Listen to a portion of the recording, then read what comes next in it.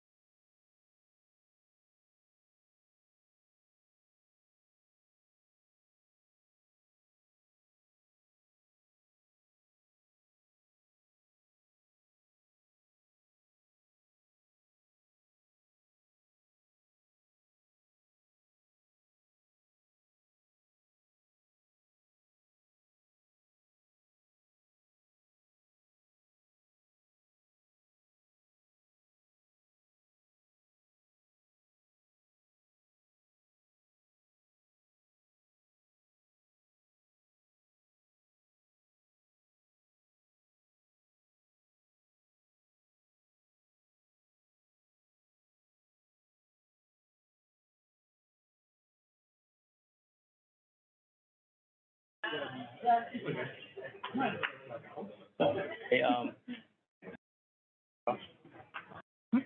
that's the photo. Mic check, mic check.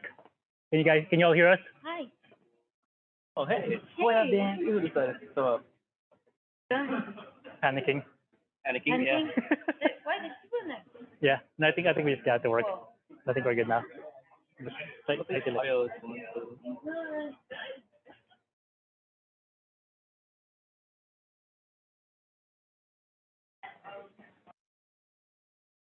Suspend idea again? Can you turn on chat too? Yeah.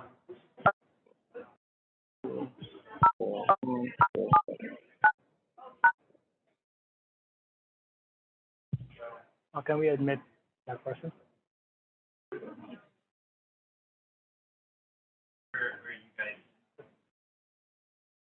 Chat.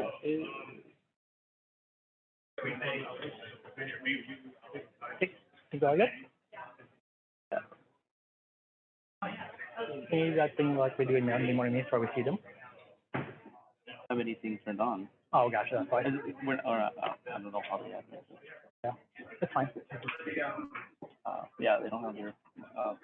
Their videos. Yeah. So, Do you want them to turn on the video? no, you know how we say if you can just put a thumbs up. That works.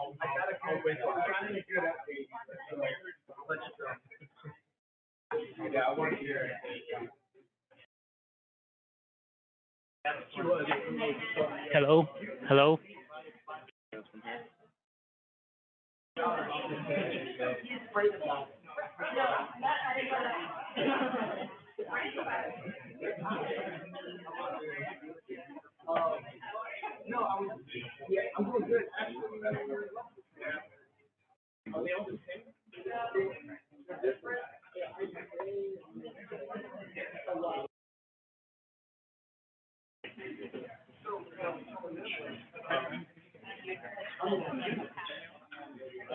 Awesome. Thank you. Thank you. We're good? It works? Hey, everyone, it works. It works. Okay. Yeah. So let's get started soon. I'm gonna start getting the canvas.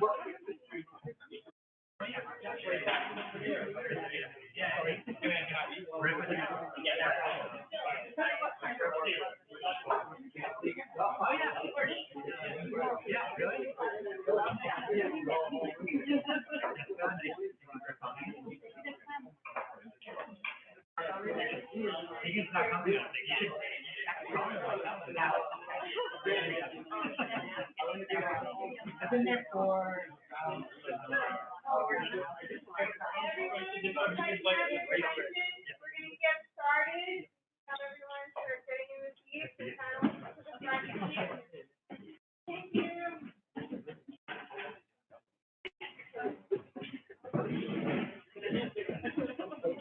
Panelists over here, please. Sorry to disturb your snacking. Bring your snaps with. It's okay. Doing? Jose. Josh. Get your snaps. Oh, thank you. I don't mind just.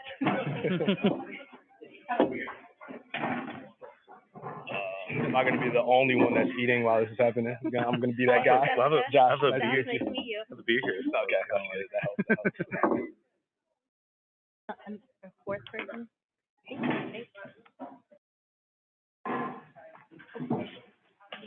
Hey, we're gonna mix it up.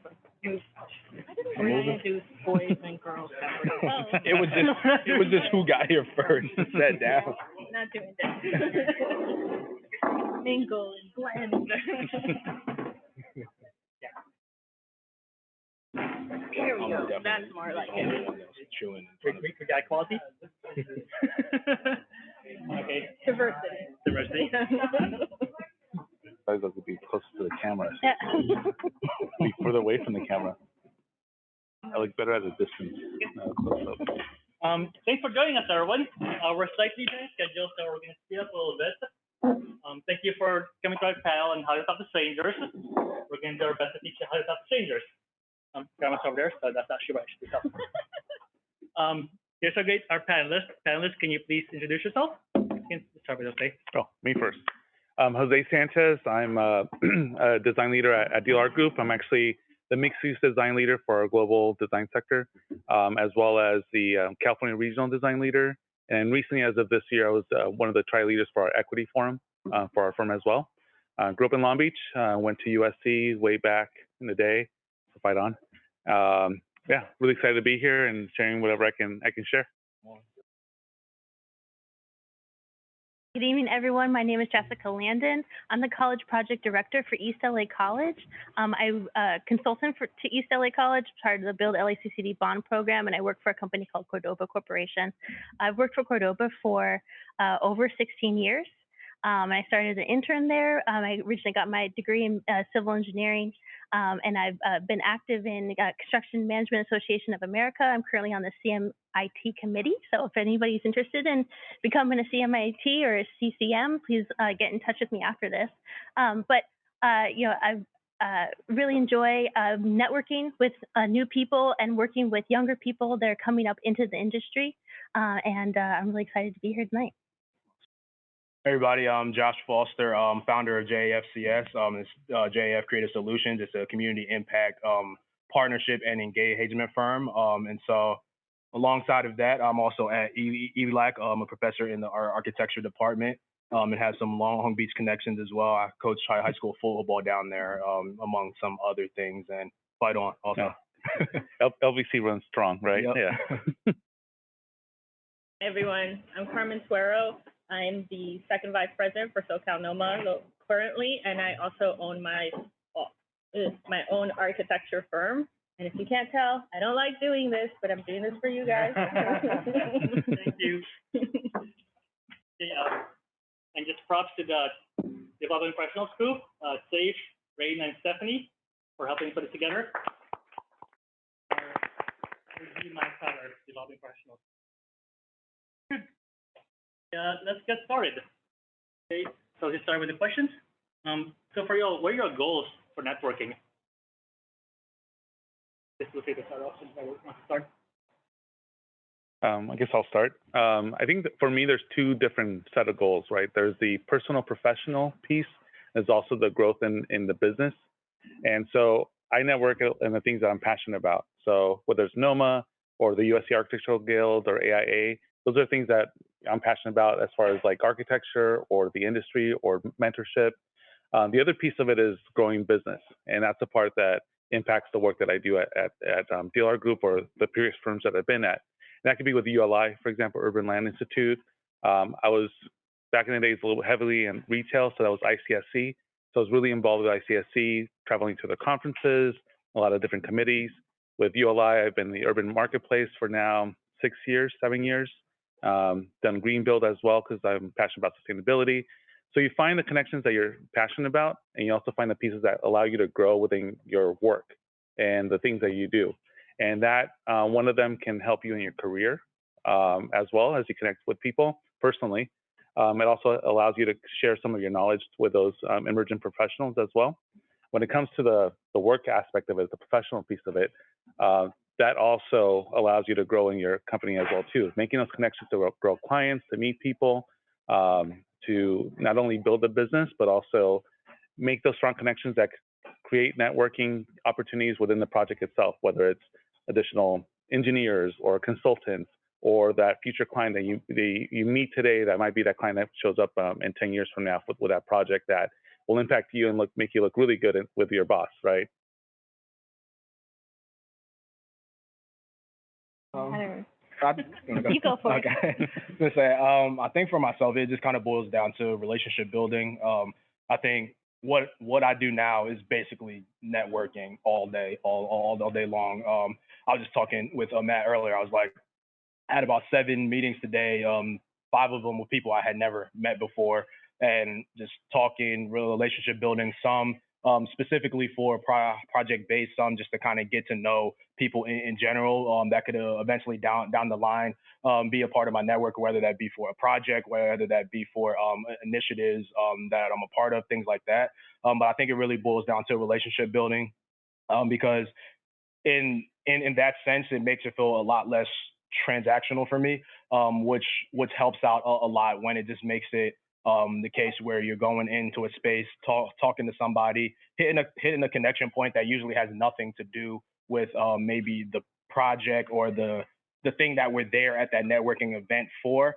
Those are the things that I feel like last longer, and that 10 years down the line, someone you met 10 years ago will probably remember you because you connected with X instead of connecting with something that was specifically transactional.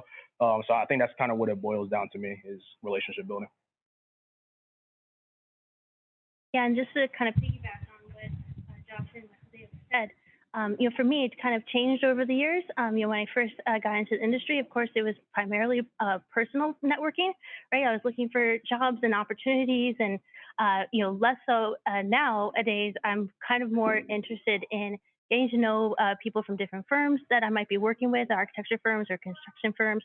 Also, I'm always looking for, who are younger people that are coming up in the industry that I might want to try to recruit to Cordoba. We're talking to interns more now, and potential interns, and also potential architecture firms and contractors, and really kind of building long-term relationships, more so than kind of more of the short term when I was younger. I think for me, I don't think I've ever in my career, I've been doing this over 20 years, have thought of it as what am I going to get out of it? I think at all times it's about who am I going to meet? So how am I going to make a connection with someone as a person? We're all kind of going through life, and having a moment to share that with someone is so much more important than the other thing.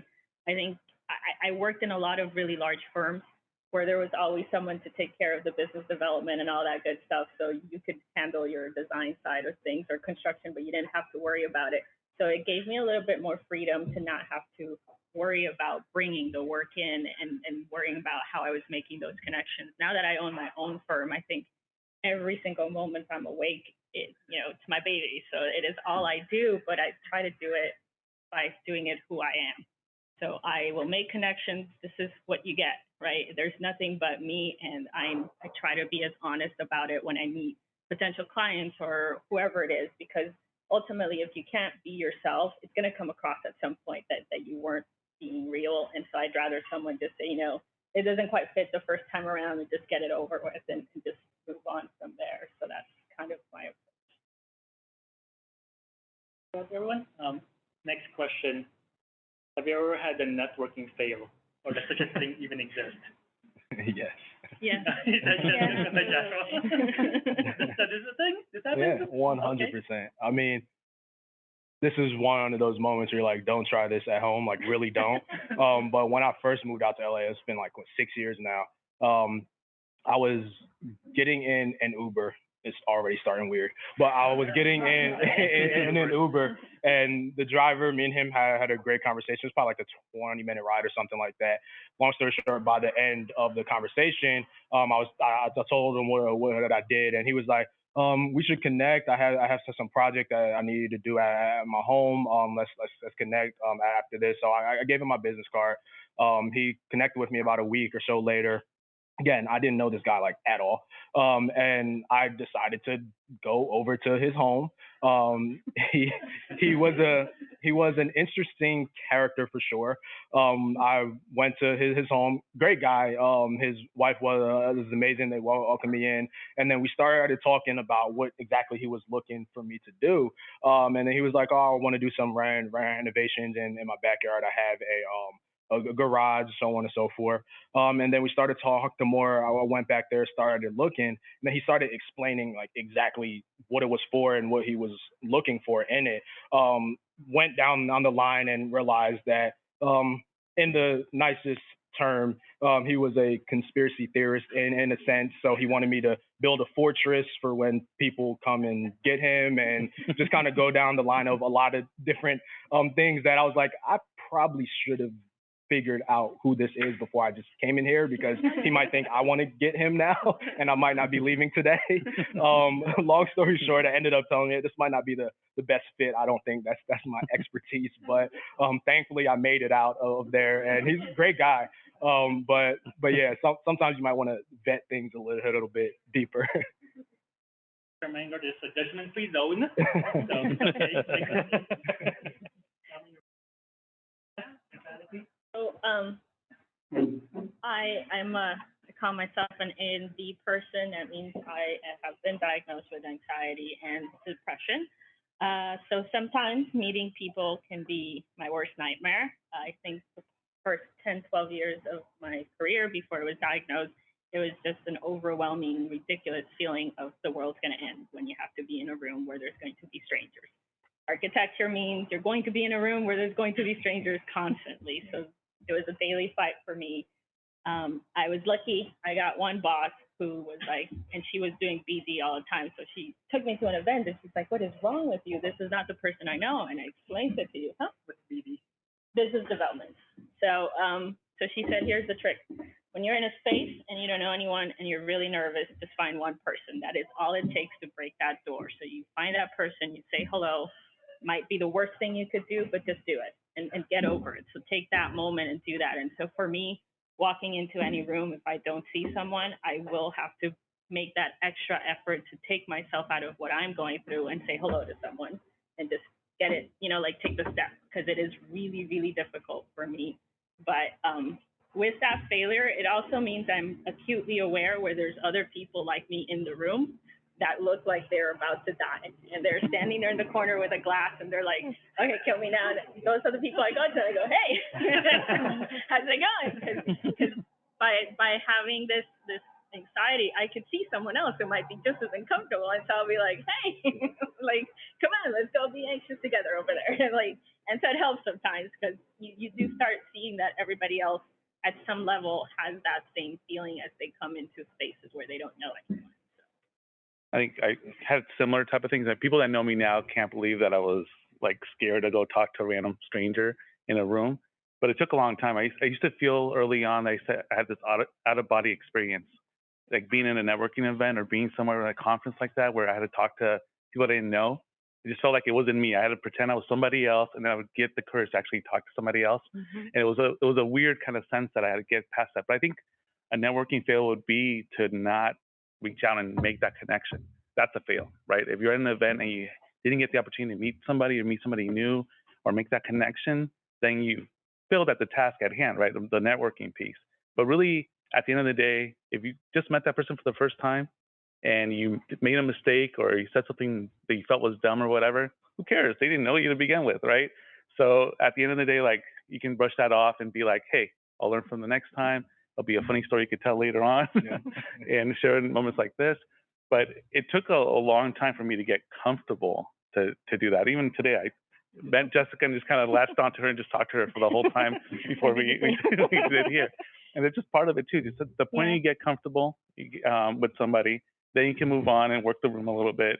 But I think it's a fail not to make that effort, and it's not easy. It's not easy at all. It's not easy for even the people that make it look easy, so it's just everybody's in the same boat, everybody's trying to figure out who they can connect that you can make eye contact, go for that person Yeah. and make that connection and see what comes of that. And it could just be a 2-minute conversation, you move on from that, or you might make a lasting relationship, and that would mean something for your career and your life. I know for me, a networking fail, because I'm a little bit socially awkward as well. And I sometimes, yeah, I think so. But for me, I got an assignment from my boss, and we went to a conference, and he's like, I want you to go out, and I want you to get, I want you to get this many business cards, and I want you to walk away from this, and we're gonna have a business dinner with one firm. You pick the firm, but you got to work that in, relationship. So I did a little research on some different firms that I was interested in, and thought would be good partners for my company. And I went in way too hard on one of the firms, and they were just kind of like, oh, what is I gave them a weird vibe because I knew a little too much about them, and it was totally like a crash and burn where it was just that oh yeah, oh, this girl is just too So, how's your mom doing? yeah. How's that new home? So yeah, you can, and I realized, I just need to play it a little bit easier, just get to know people and create relationships and get to know people on a more human level rather than just going really hard of we're gonna network and we're gonna be best friends now and to my dinner. So yeah. Let's say random question: when you had this alter ego, was it still named Jose, or did you have a different name for this? I feel like I take in the persona of Vincent Vega from Pulp Fiction a little bit. Not kidding. That's only probably because I was wearing a suit or something. But no, it's the same guy. Just don't recognize him at the end, right? And it's funny because even going to these conferences, it's exhausting at the end. And I would come home. My wife is in the medical field, and she'd be like, "Oh, you just go out and have dinners and drink and talk to people." I'm like, "Yeah, that's tiring, especially when you're on all the time." Vegas can be fun for pleasure stuff, but when you're there for work on a conference, it's exhausting at the end of that period of time, or any kind of conference, and sometimes even just small events like this. So it's nice to be amongst friends, right? People you recognize, people that you know. It's a little bit more comfortable. So maybe it's better to start there than being forced out there and get 100 business cards. That's a tough task to do, right? But yeah, it's an exhausting thing to be somebody else for that period of time. Yeah. Since you mentioned Vegas, there is one big no-no. I think for me, at least, it's the big personal one. So whenever you're out, whether it's business or not, you're still a professional, right? So when you go to these events, open bar, no, guys, no open bar. It is not a full open bar. You're still there to do business, and there is this. Especially, I think in our profession, we're all so tightly wound that you go to an event and it's all you can drink, all you can, but you're still kind of out there, putting yourself out there. So just be conscious of the fact that it's not a backyard barbecue with your BFFs. You could still, your boss could walk in at any point, or a client could walk in at any point, and you're still sort of representing yourself as a professional. So you have to kind of be a little bit aware of it. Consider that when you're out there doing this, it's sort of a first date almost every night.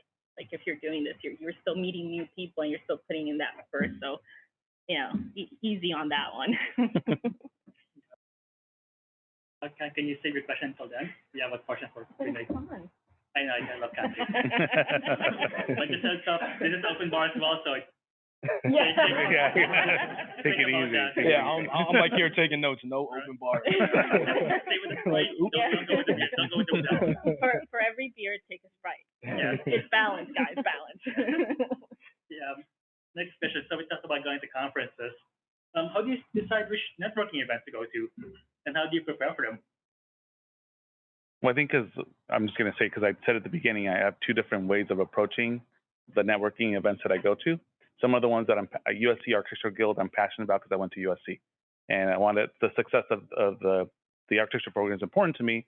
So obviously, I prioritize that as a personal piece.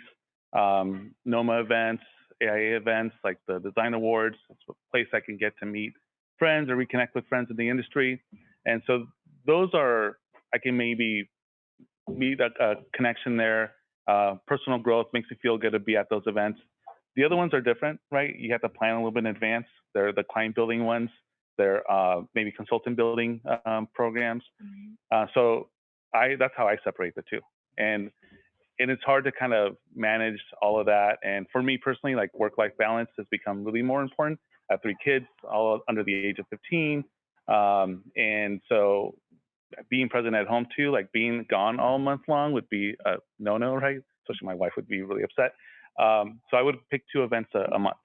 And so a lot of times it would be that one guild event or AIA event, and the other one would be a ULI event. A lot of times the ULI events are at lunchtime or middle of the day.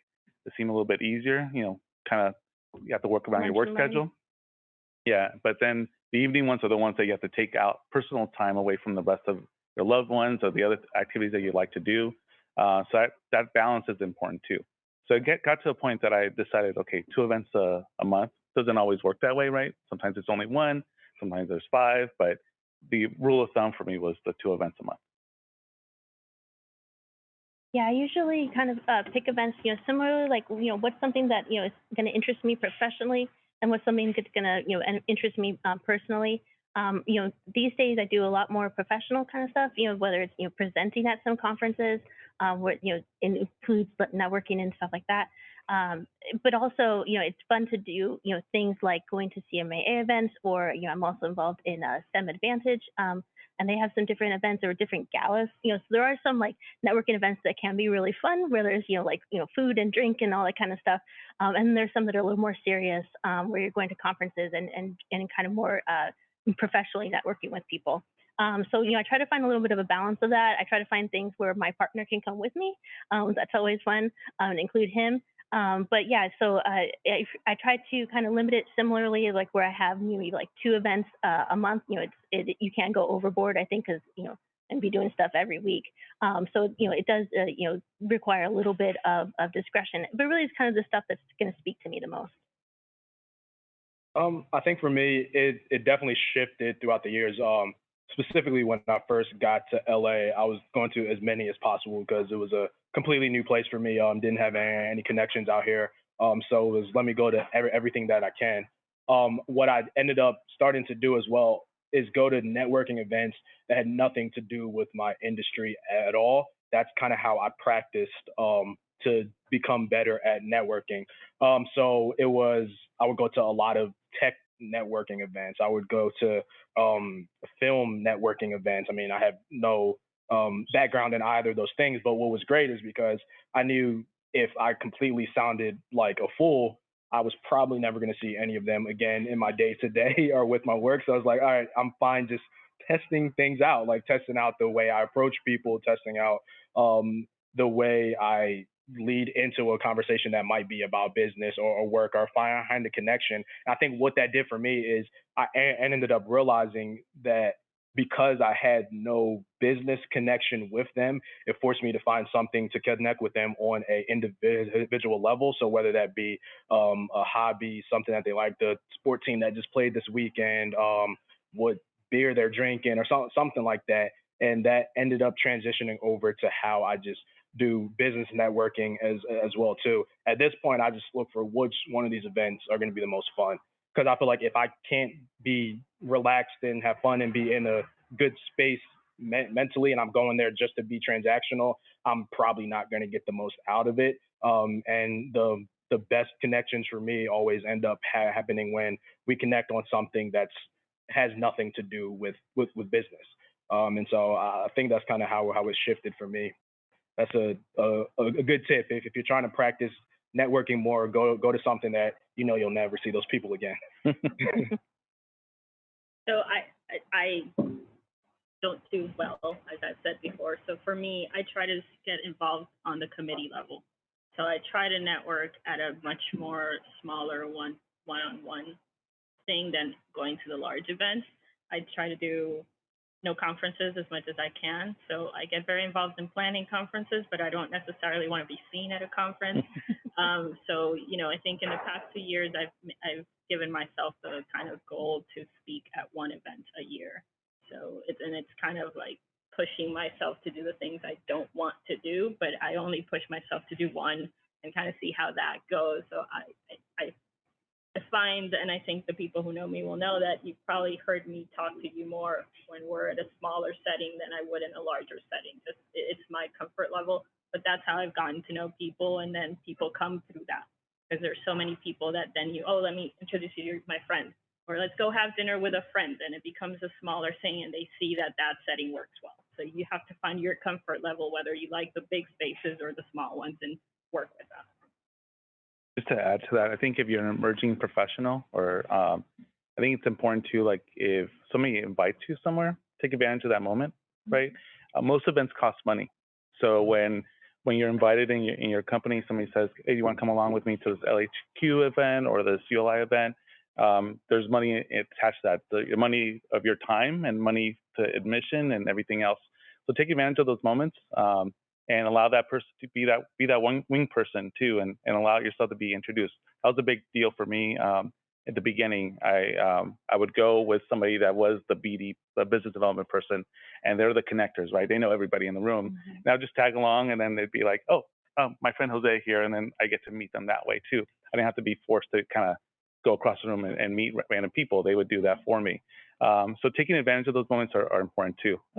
And I would say if you're looking for a job, right, and you're still trying to find your place, go with a friend to networking events, right? Find somebody else in the industry that wants to attend with you, and that way that can be you built-in wing person. Mm-hmm. Yeah, I mean, I still do that. I've tested a few people here. Are you going tonight? Okay, cool. It's just it's a way for you to know that there's going to be that person that you can just immediately be like, oh, okay, and then you can continue from there. So if that's what you need, then use it to your advantage.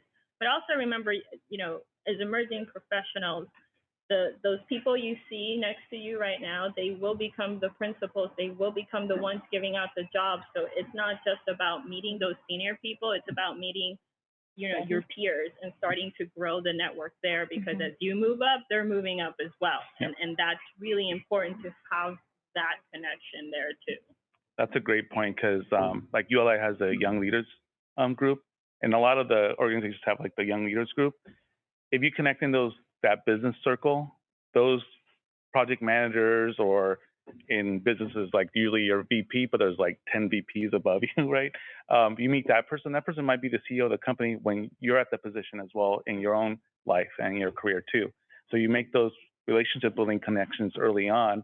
So that might be something that you go to your boss or in your company and say, like, there's this young groups thing. It costs $75 for the membership, $35 for the events. That's nothing to them. Ask if you can participate in that, join the event, and you can start building those relationships with people that are going to be the movers and shakers in the industry later on. Great question, Carmen. So I've seen you talk twice. So that's so This one? the ELAP one. Does that count? But we were all sitting around Okay. and just chatting. It wasn't like I don't like the Separation. so we were all sitting in one table together, Okay. and then we split up, and it was one-on-one, Okay. and I did great. Well, just thank you all for choosing to go to this event, because even though you guys said you go to one event per month or 2 events per month, thank you for choosing our event. Next question. Do you have different strategies for long-term networking versus short-term networking? I think for myself, I try to make everything long-term. That's how I approach it. Because for the most part, it's always been second degrees of connections or third degrees of connection, or someone I connected with years prior that ends up being something that is helpful for my business right now. And in that sense, I mean, I've said a few times, the fact that it's not transactional when you're looking for long-term, it feels a bit more, again, you're connecting on something that isn't necessarily something that needs to happen right now. Of course, you can go with that approach, and then you end up realizing, oh, we actually are working on a similar path, or there's a project we can do together. Then of course you take advantage of that similarity. But I think the long-term connection usually works out the best. For example, one of the bigger projects I'm working on right now is a second degree connection. A friend of mine in ULI actually reached out to me. He was like, I know this guy. He's just a cool guy, and he's in the industry. You should grab a beer with him. So I was like, sure.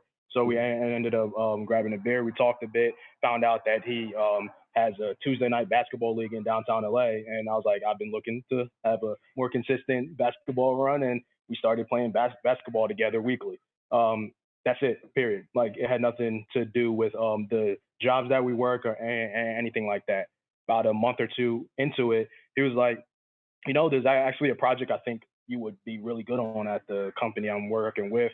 Let me connect you with my boss. And then, long story short, it ended up becoming a project that I'm working on. But just an example of how going in with the goal of trying to build a relationship and trying to see what connection we have outside of a business usually bodes well for me.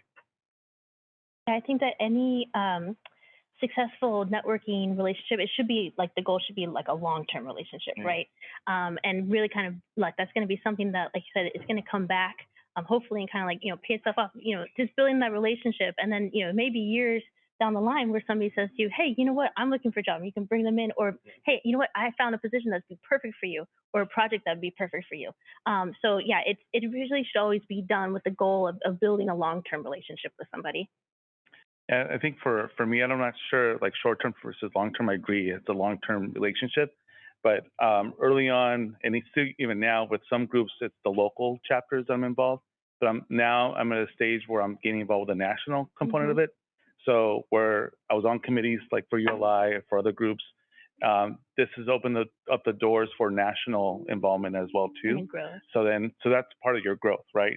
And so being able or be invited, or you have to do this whole thing to be in a ULI council, that opened the opportunities for that. I wouldn't know about what ULI has on a national level unless I was involved on the ULI local level. But any group has a lot of that. NOMA has that component as well, right? There's a Socal NOMA, but there's also the national NOMA. And so there's different levels of these groups, and sometimes this allows you to start planting the seeds to grow into something that's on a more national level as well. I don't go in ever thinking about the actual relationship and what that will be like. I think when you first meet someone, whether it's personal or in business, that first, like, to say, hour you spend could be amazing, could be great. And then the second time you meet them, it doesn't work out so well. So I kind of just see it as paths, right? And there's people that are walking with you in these paths sometimes, and sometimes they're not. And there might be a reason why you cross someone off and they'll never be in the path again. But sometimes there's intersections where you come in and out of things.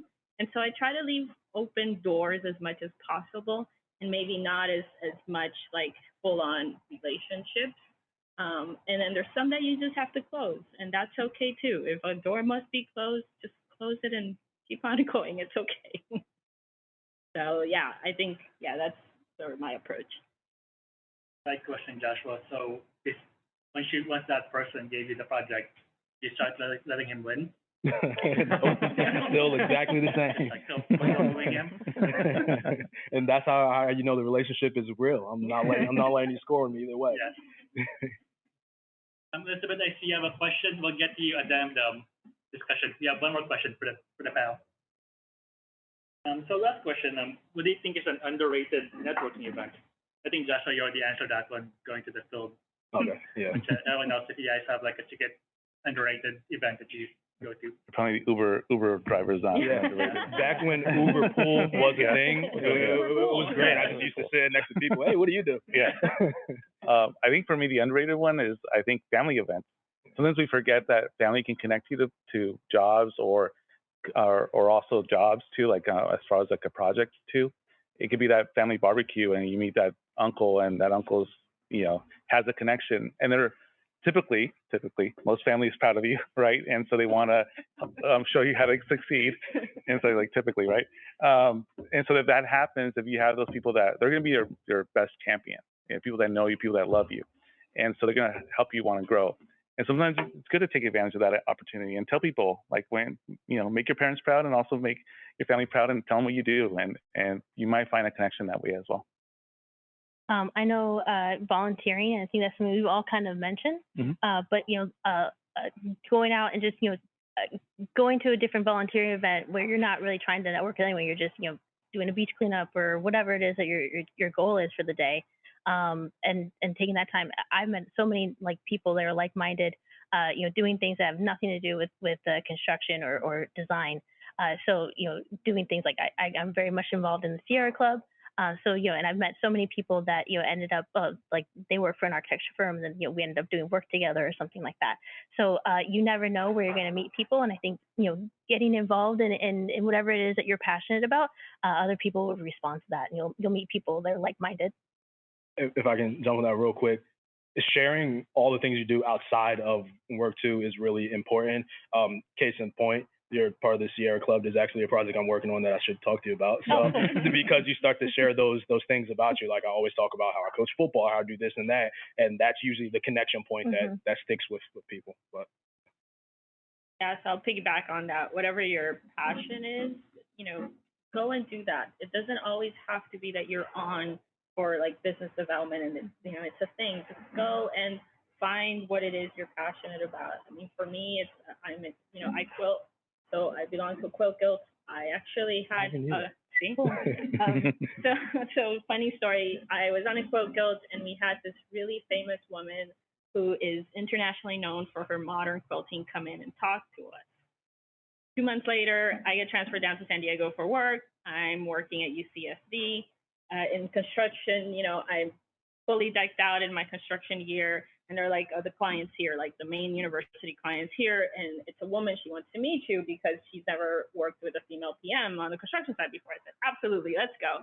And I get there and I go, oh shit. I'm like, I know you. And she's like, what? And I like pull up my picture. I'm like, I'm part of the quilting guild. You came and talked to us like a month ago. So she is a famous quilter outside of being like one of the senior PMs for the university. And I was just like, and so that actually started a bond because immediately, after a meeting or whatever it is, it'd be like, hey, I'm working on this, and you could have a conversation about what was going on outside of the business part of it.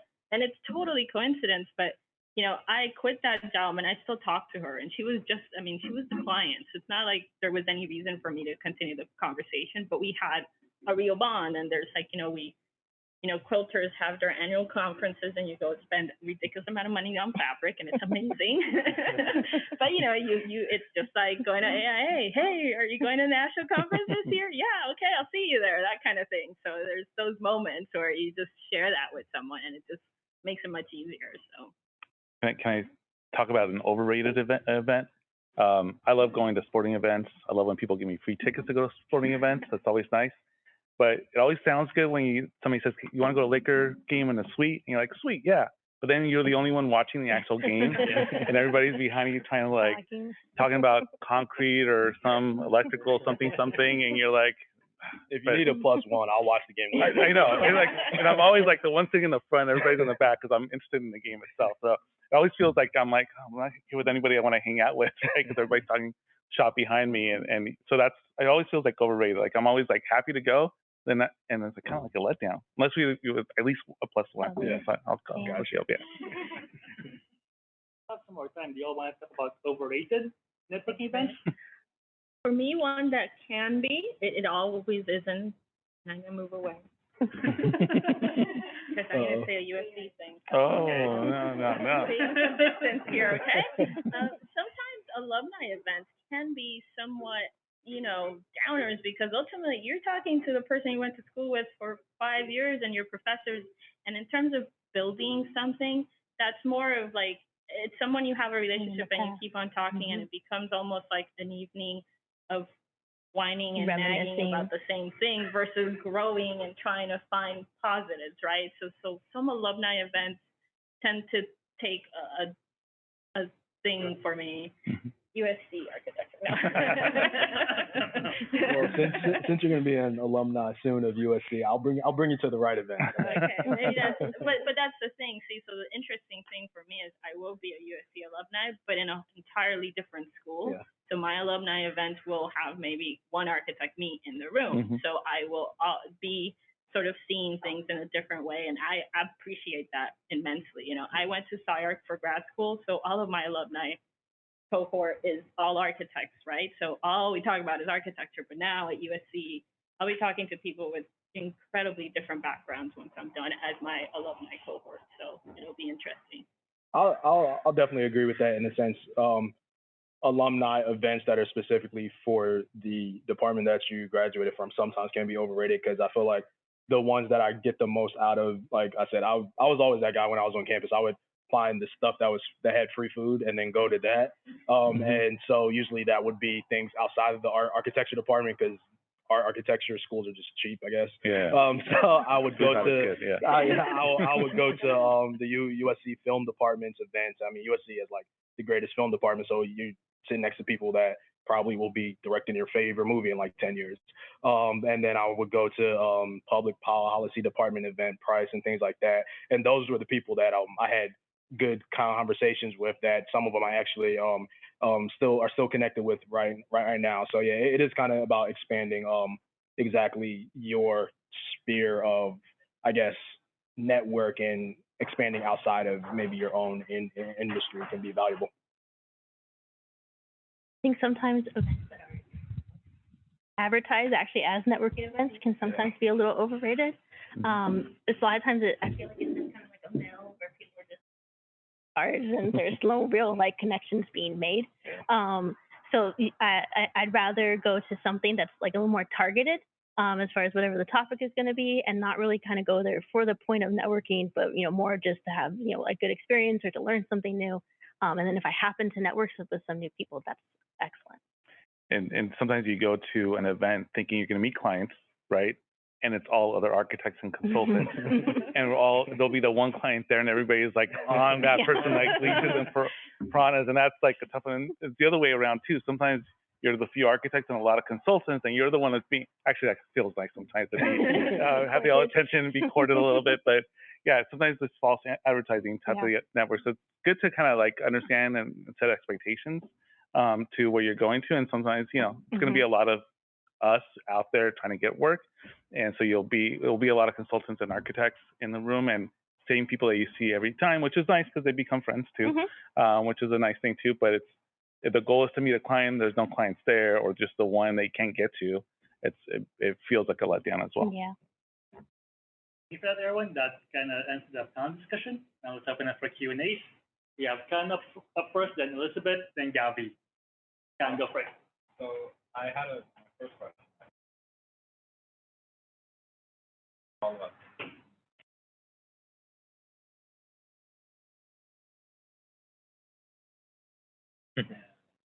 as a student, I'm still in a lot of work, a lot of scenarios where I wasn't a drinking age, so I didn't partake.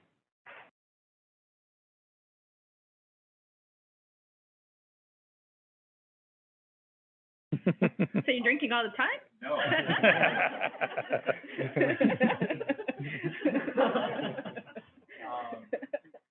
And I have that as just a background, but my real question is, there could be like a stigma that you have,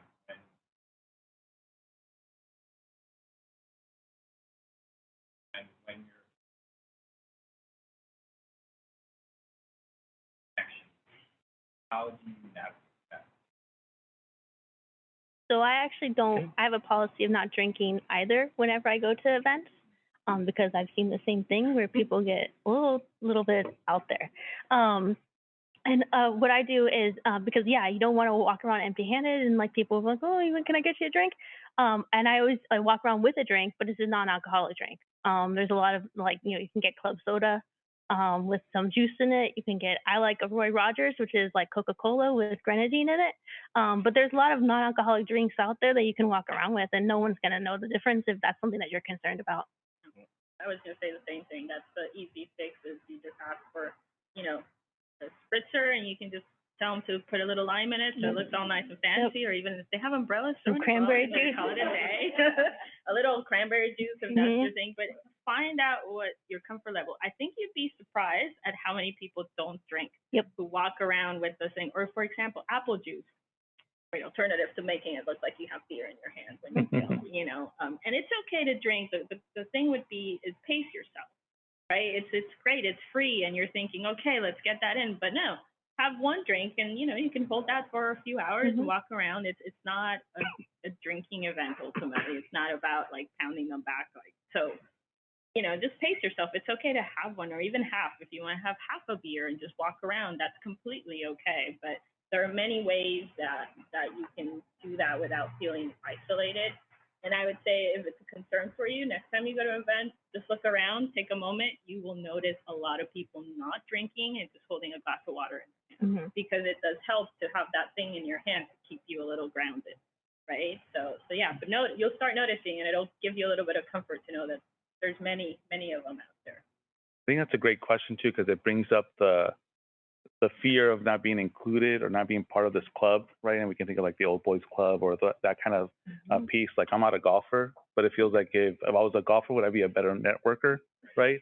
And because nobody goes basketball networking so much. We don't have basketball tournaments. I don't go to I go to the after party though. But like, you know, one thing about golf is that you can go out there and not kind of sweat, but in basketball, you're like sweating on each other, playing. It's a little different of a networking kind of event, right? Deep connection when you know somebody. like you're saying, like just like spiking the ball back on somebody and stuff. So, but I think it's part of that piece of feeling like left out. And I think one component of like NOMA and who we are as designers and architects and part of this industry is fitting in to this kind of system and that's been set up already. So that's part of the challenge to kind of, you know, can I not drink and still be part of that club, right? I think it's okay. I think things are obviously hopefully changing in a way. It's not the case so much anymore, but it's still a real issue and something that to consider. So that was a great question.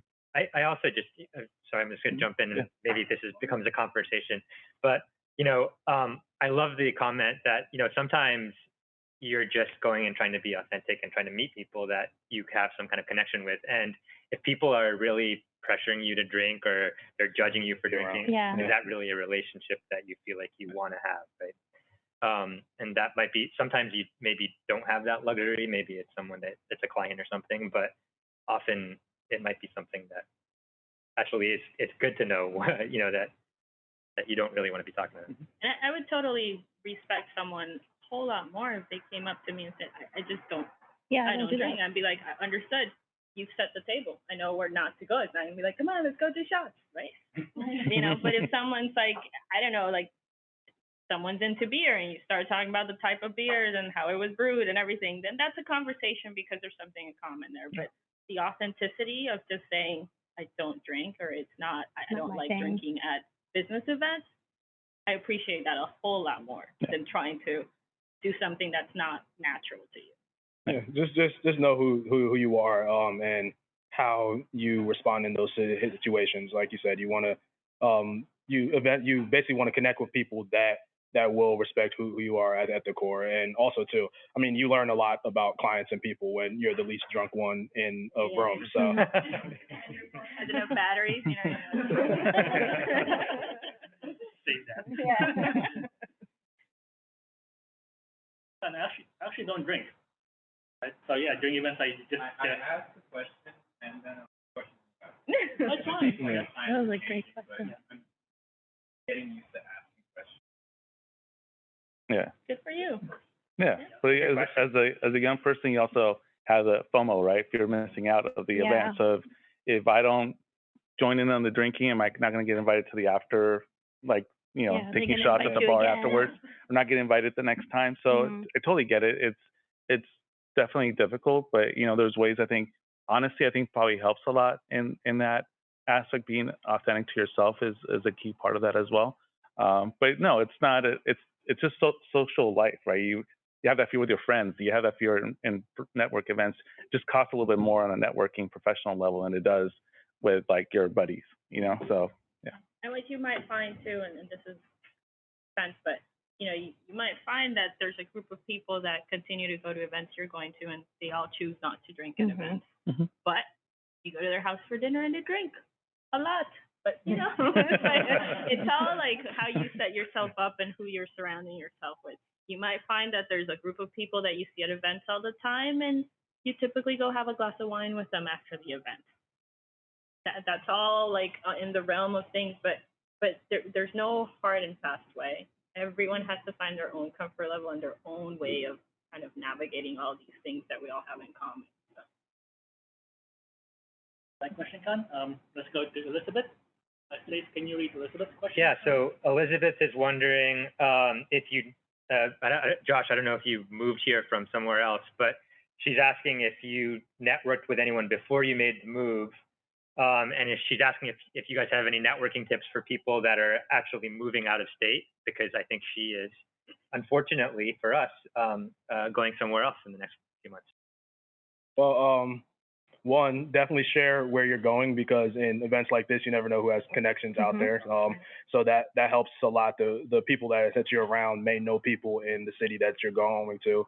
For myself, yeah, I came directly from New York, and I didn't know anybody out here at all. I think for me, and that was before I was involved in NOMA, AIA, and ULI. And so at this point, I would say those are usually the best routes to do it.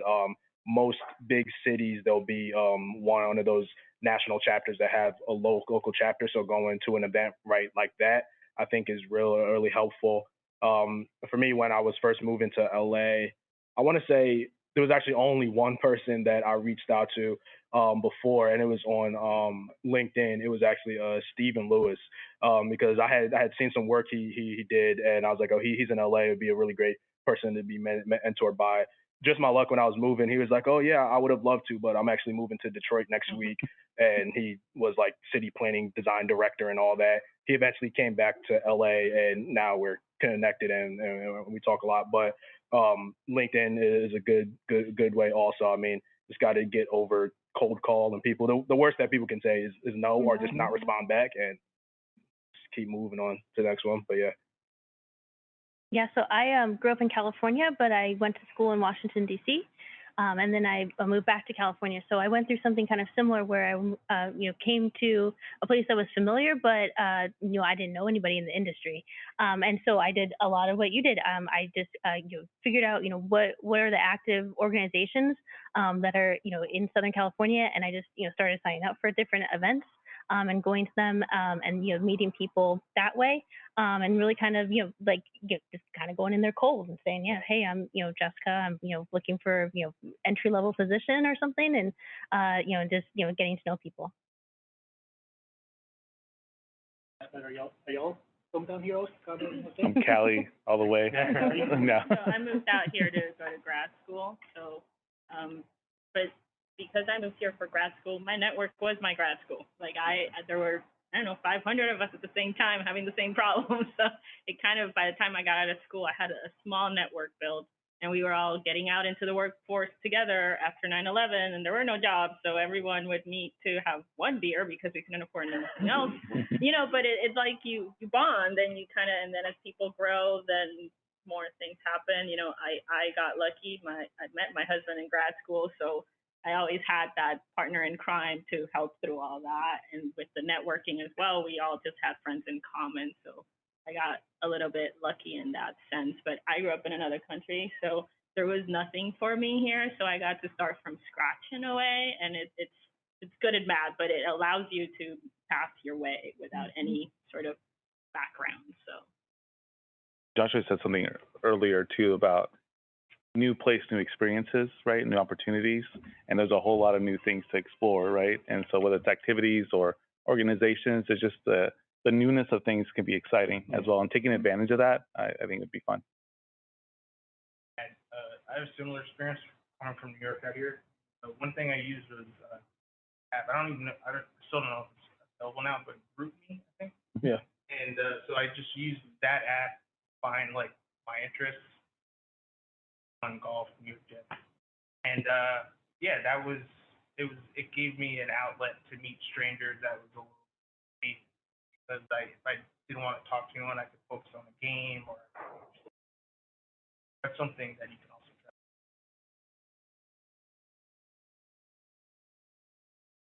So and Elizabeth says thank you for the tips. Gavi has a question. How would you normally start a conversation, or what questions would you ask to keep the conversation going? What would you do when it becomes awkward and no one is talking? Yeah. No, but you can always call it out, right? And be like, oh, that was awkward, and because there is always a natural kind of pause in conversation, so you can always just call it out, and bring light to it. That's what I usually do.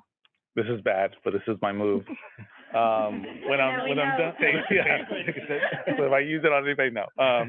When I'm done with the conversation, I drink my drink really quickly and like, oh, I gotta get a refill. And then I pick the other bar on the other side of the room and then get the refill that way. So that's the way I get out of my conversation. So if there's a lot of awkward conversations, Yeah, I'm you'll like, be the I'm drunk done. one. I'm that guy at the end of the day. Yeah, definitely.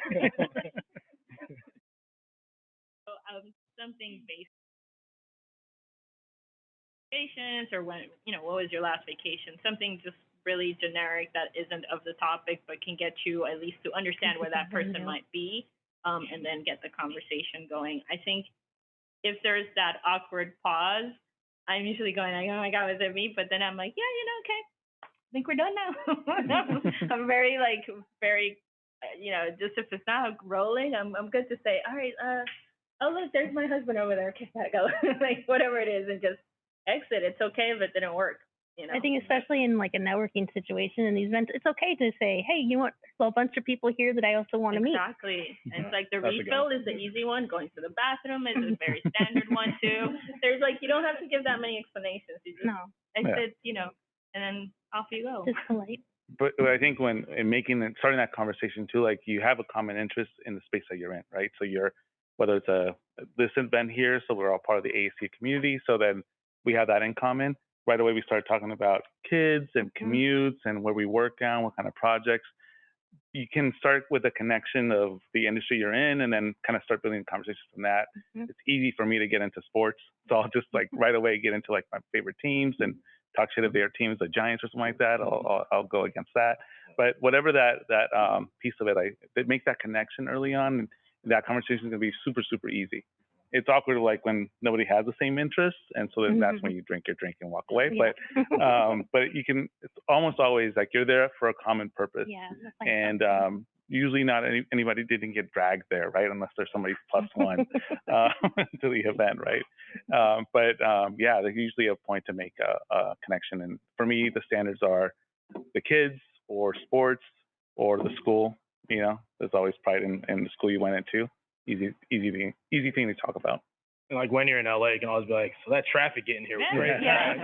How did you get here? Just always try to find something that, at least everyone will have a comment about. And then at that point, if still nothing and conversation's just dead, then you're like, okay. then you might just need to move on to the next combo. Another easy one too is if there's food and drinks, just ask them, oh, but what did you get to drink? Or how was the wine? Did you like it? It's just an opening. It's very simple. If there's food and you're thinking about it, it's like, so did you like the burger? Or it's like, oh, is that vegan? Whatever. You just break the ice with something really straightforward that doesn't have to be thought of too much. And then, you ask, oh, are you drinking water? Nice. Good. That could be your opener. It's just having that moment with that person that might be standing next to you. The line of the bathroom is always a good one too, because us ladies are sometimes standing there for a long time. So you're like, whew, this line. You start talking to people that way. Yeah, it's just whatever the easiest opener is. I think finding the balance too of how much you talk and how much you listen is important too, right? You all get to know the person that talks too much and you're getting talked at, so don't be that person as well. At the same time, fill in the space a little bit too, if you can. At least acknowledge that you're listening, because it's easy to space out when somebody's talking about concrete or electrical wiring or something like that. So, it's like, oh yeah, that's interesting. That's great. But try and kind of balance the conversation as well. Don't be the one that overwhelms the conversation too. It is 7:35, so a little bit over. And I do want to respect your time, but can we do 2 more questions from the audience since you haven't had a chance? And you want to do at least 2 questions? Can you mind? Someone back there. Can you? What's your name? Christian. Hey, Christian. Go for it.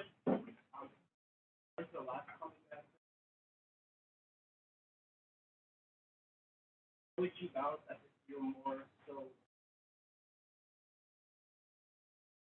That's a great question, because I'm more of a listener too. I don't really like talking about myself. So I try to find the things, you want to try to find a point where the conversation becomes natural with somebody, right? So I like to ask people questions because then I can like hear their answers, and then I'll find the thing that like, oh, okay, this is something I'm comfortable talking about, right? So we'll find the commonality, and then I'll find that thing that I want to talk about a little bit more, and then ask them more questions, right? It's okay if the balance is a little bit skewed, right? If that's what you're comfortable with and the other person is comfortable with, it's really just kind of finding that natural kind of conversational kind of relationship and conversing. There's a caveat to this stuff. So if you're the listener and you're engaged, you want to land the conversation. I've done this a lot where I've actually asked a question to prolong the time talking, and I want to get out of the conversation too. So you have to want to be, like agile in being an active. People love talking too. So Yeah. if you're a good listener, that's actually great because people will really like talking to you. It's a good quality actually.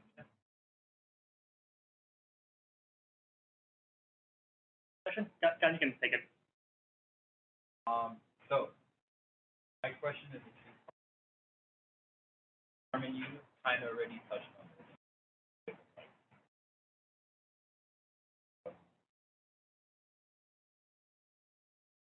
Like how they identify like character strengths or qualities lies on to fiction.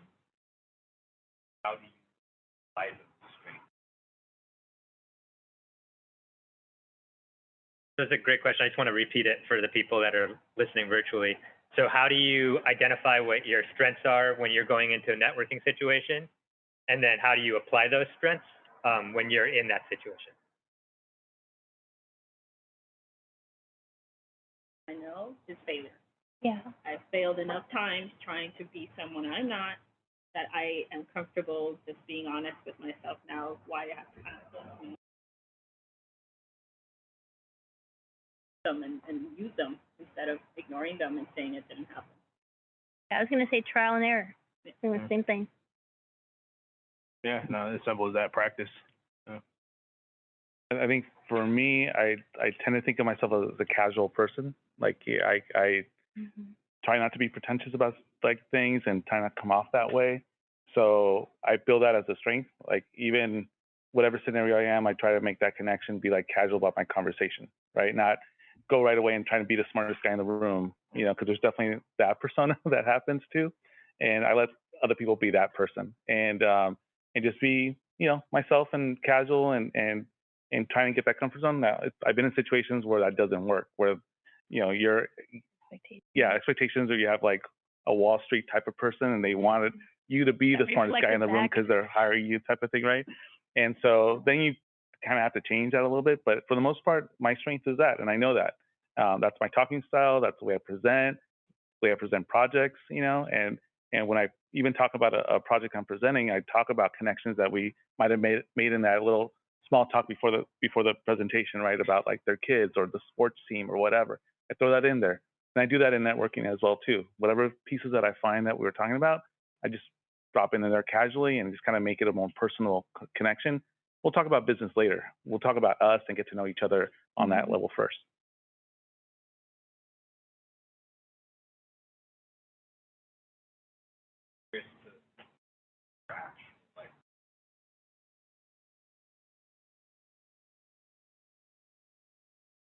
As an example, like I know I like to learn. Yeah, how you were brought up or what you're not just stepping stone.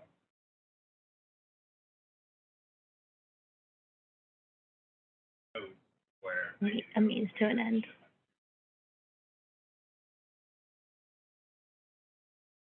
What are your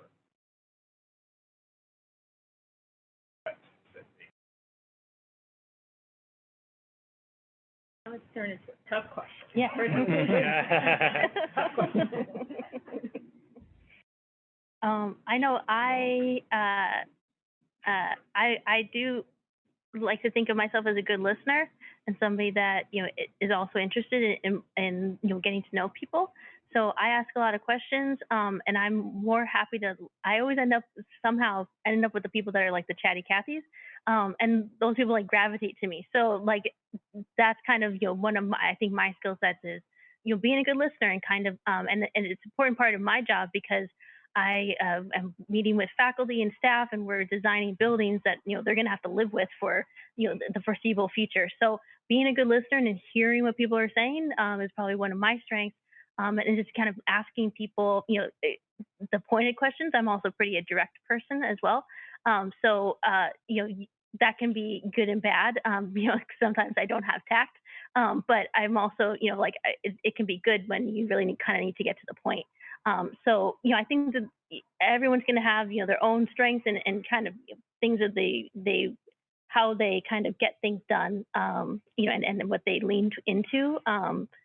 For me, in terms of like networking and stuff, it's more about getting to know people, and I like to who are you all about, and I don't remember who mentioned that people really do like to just talk about themselves most of the time. So being a good listener is a good thing, and I'm happy to hear about what people's stories are.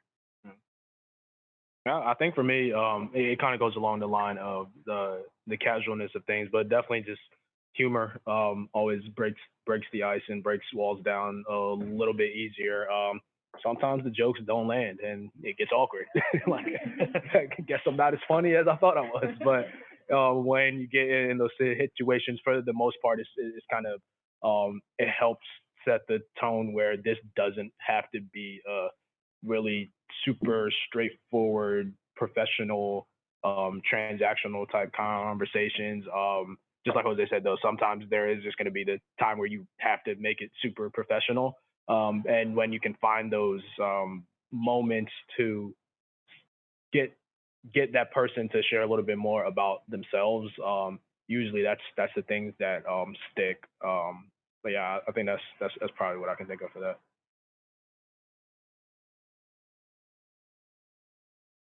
Are we wait for the next? Are we done, Joe? Any final thoughts? Or are we going to do a round of final What about thoughts? you? Advice? No, hold on. I know final thoughts. So can I answer your question? I'm really good at talking shit. Like during discussions, I'm good at being quick-witted and just talking shit, and I use that to keep the conversation going and keep people entertained. That's just like, at least at the end of the day, at least I would have made you laugh. So. I just showed you my magical power. Anybody else? Yeah. They should see me do it. Josh should see me do it. I'm really good at that one. Want to respect all times. Of course, you're free to linger here. I'm down at you here for another half hour. Practice networking with each other. Yeah. Get those business cards out. Yeah. One thing I'll just quickly say, just to end this up, is I think it's really great to see kind of a wide variety of people. Everyone always thinks that people that do networking, they're always like, people that are like really flashy. And I think a lot of people have a lot of, misgivings about doing it and don't necessarily feel comfortable. So, if you're super comfortable, that's great. If you're not, that's great. And I think it's something that I've heard from you guys that I think you can practice and get better at. The more you do it, the easier it gets. So I think those are a couple good takeaways. Did you have?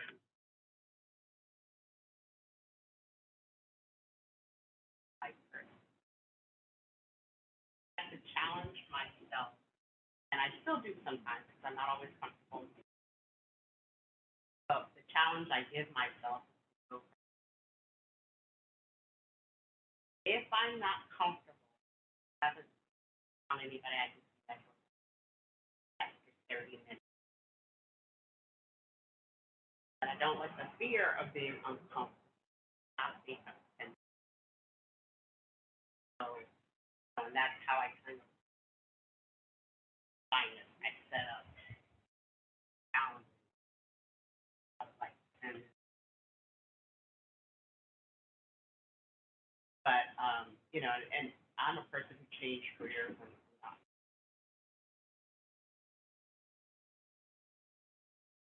I have never felt as if I have been looked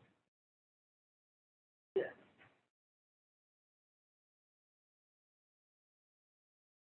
Well, mostly white male art. And for a formerly shy person, it really like messed after that challenge that I had when I was a kid. Like that's my 20-minute, 30-minute rule.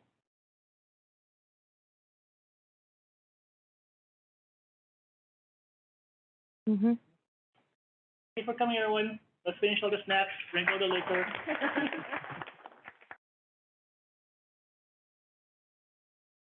Again, high five. Thank you all. Thank you. And no one's Great getting moderating. kicked. Yeah, no one's getting kicked out. If y'all want to chill, go ahead and chill.